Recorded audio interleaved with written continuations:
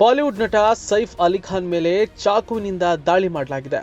ಕಳ್ಳನೊಬ್ಬ ನಟನಿಗೆ ಚಾಕುವಿನಿಂದ ಚುಚ್ಚಿ ಹಲ್ಲೆ ಮಾಡಿರುವುದಾಗಿ ವರದಿಯಾಗಿದೆ. ಮುಂಬೈ ಬಾಂದ್ರಾದಲ್ಲಿರುವ ಸೈಫ್ ಅಲಿ ಖಾನ್ ನಿವಾಸದಲ್ಲಿ ದರೋಡೆ ಮಾಡಲು ಯತ್ನಿಸಿದ ದುಷ್ಕರ್ಮಿಯಿಂದ ಈ ಹಲ್ಲೆ ನಡೆದಿದೆ. ಗುರುವಾರ ಬೆಳಗಿನ ಜಾವ 3:30ರ ಸುಮಾರಿಗೆ ಸೈಫ್ ಅಲಿ ಖಾನ್ ಮನೆಯಲ್ಲಿ ನಿದ್ರೆ ಮಾಡ್ತಾ ಇದ್ರು.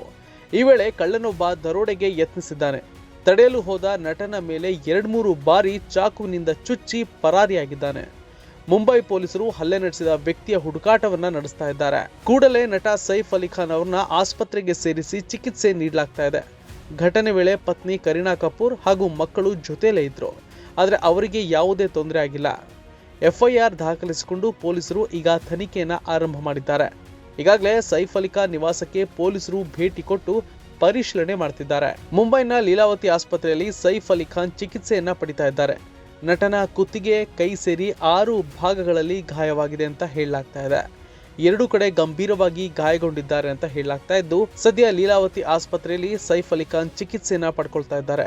ಲೀಲಾವತಿ ಆಸ್ಪತ್ರೆಯ CEO ಡಾಕ್ಟರ್ ನೀರಜ್ ಉತ್ತಮನಿ ಘಟನೆ ಬಗ್ಗೆ ಮಾಹಿತಿ ಕೊಟ್ಟಿದ್ದಾರೆ. ಅಪರಿಚಿತ ವ್ಯಕ್ತಿಯಿಂದ ನಟ ಸೈಫ್ ಅಲಿ ಖಾನ್ ಮೇಲೆ ಬೆಳಗಿನ ಜಾವ 3:30ರ ಸುಮಾರಿಗೆ ದಾಳಿ ನಡೆದಿದೆ. ಅವರ ದೇಹದ 6 ಕಡೆಗಳಲ್ಲಿ ಗಾಯವಾಗಿದೆ. ಅದರಲ್ಲಿ 2 ಗಾಯ ಗಂಭೀರ ಸ್ವರೂಪದಾಗಿದೆ. ಅದರಲ್ಲಿ 1 ಬೆನ್ನುಮೂಳೆಗೆ ಸಮೀಪದಲ್ಲಿದೆ. ನಾವು ಚಿಕಿತ್ಸೆಯನ್ನ ನೀಡ್ತಾ ಇದ್ದೇವೆ.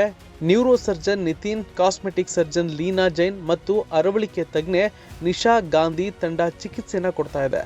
ಸರ್ಜರಿ ಬಳಿಕ ಹೆಚ್ಚಿನ ಮಾಹಿತಿ ಕೂಡ ಕೊಡ್ತೀವಿ ಅಂತ ಡಾಕ್ಟರ್ಸ್ ಹೇಳಿದ್ದಾರೆ.